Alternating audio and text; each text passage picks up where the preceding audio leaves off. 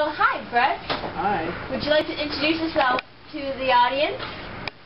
My name is Brett Close, and I work at Southern California Edison. I'm an analyst in the Energy Efficiency Division, working in measurement and evaluation. That sounds really cool. And so, thanks for being here and driving all that way to be here to help us and teach us. And so, let's start. So, how do we get energy from the wind, sun, or alternative fuels?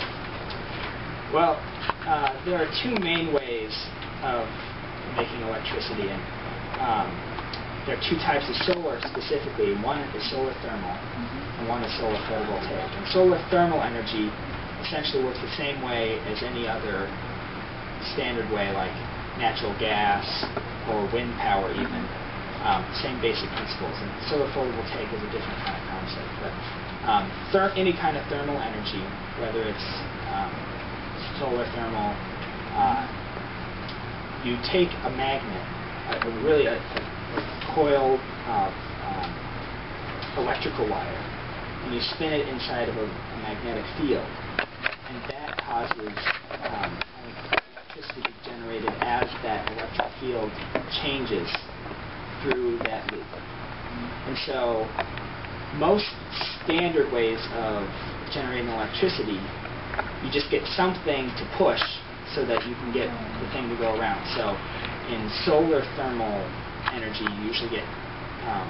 You're just trapping heat, right? Yeah, you're trapping heat from the sun to boil water or something like that. Natural gas and things like that, you're burning the gas or the coal or whatever it is to heat water. Wind, instead of heating water to use steam to push the turbine, you just use the wind itself to turn those big turbine blades up in the air, and that is what turns the coil in the magnetic field. Now, for solar photovoltaic, it's a totally different process. You're not using no, there's an electric field that you set up, and how it works is for a standard like silicon, like the standard technology for photovoltaics, you take silicon, which creates a lattice.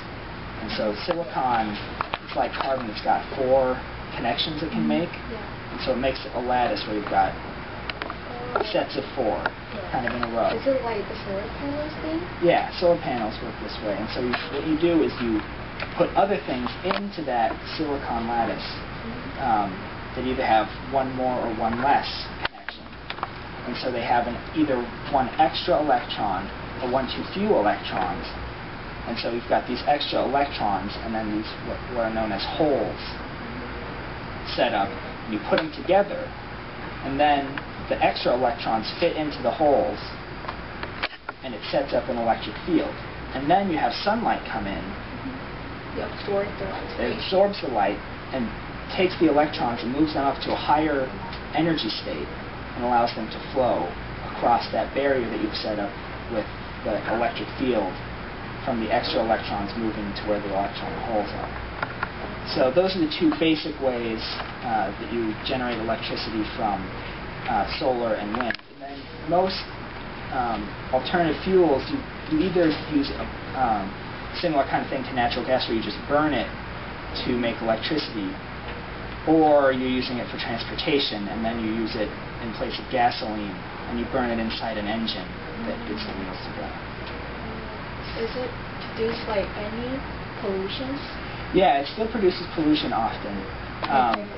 Making it, right? Both. It can depends on what you're talking about. Solar photovoltaic, there are chemicals that are needed to make the solar panels, and so there's some level of pollution associated with that. Wind, again, same kind of thing. There's some level of pollution associated with building it. And then with anything, there's pollution associated with moving it. So you don't usually make the solar panel or the wind turbine where you're going to use it. So you have to put on a truck or put on a train, and that produces pollution. But the same way you would have pollution generated building a normal power plant. Alternative fuels tend to produce additional pollution, even like burning ethanol and things like that. That's still going to produce carbon dioxide that's going to go into the atmosphere. But you're, in general, using you're taking carbon dioxide out of the atmosphere to produce the fuels.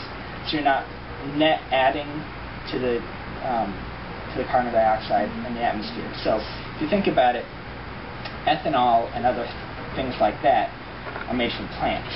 And so plants then take sunlight, water, and carbon dioxide to create photosynthesis to make cellulose and sugars. And then you break those down into ethanol, and then it's burned. So it's not a fossil fuel.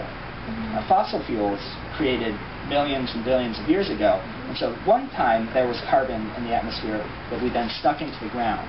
But when you take that out of the ground and burn it, then you're adding that carbon back into the atmosphere that hasn't been into the atmosphere in millions and billions of years. And so that's the difference in terms of carbon dioxide and that taking it out and putting it back rather than it not having been in the atmosphere. But also with alternative fuels, anytime you burn it, that produces other types of pollution, but often it's less. So things like ethanol tend to burn cleaner than things like gasoline.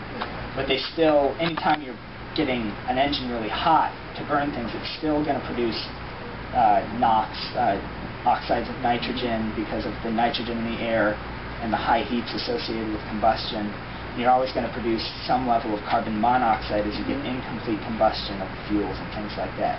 But in general, you're going to produce less. You're not going to produce as much soot. You're not going to produce as much sulfur dioxide and things like that if you're burning biodiesel rather than standard diesel, because there's just not as much sulfur in it.